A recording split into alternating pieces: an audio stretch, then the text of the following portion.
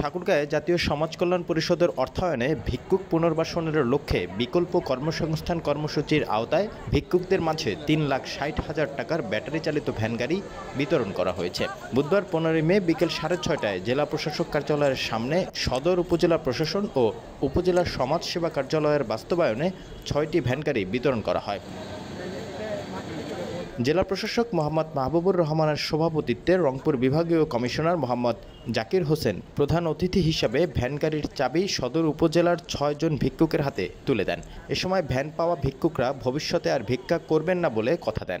এদিকে ভিক্ষুক পিতামাতার ভরণ পোষণ প্রদান সহ দেখভাল করার জন্য তাদের ছেলেদের নির্দেশনা দেন রংপুর বিভাগীয় কমিশনার ও জেলা প্রশাসক। এ সময় আর উপস্থিত ছিলেন পুলিশ সুপার উত্তম প্রসাদ পাঠক, ৫০ বিজিবির অধিনায়ক লেফটেন্যান্ট কর্নেল মোহাম্মদ তানজির আহমদ, সদর উপজেলার নির্বাহী কর্মকর্তা মোহাম্মদ বেলায়েত হোসেন, উপজেলা সমাজসেবা কর্মকর্তা সরোয়ার মুর্শিদ আহমেদ, জেলা আওয়ামী লীগের সভাপতি বীর মুক্তিযোদ্ধা মোহাম্মদ বাবুলুর রহমান বাবলু, পৌর মেয়র আঞ্জুমান আরা বেগম বন্যা সহ জেলা প্রশাসন ও সমাজসেবা অধিদপ্তরের বিভিন্ন কর্মকর্তা কর্মচারীরা।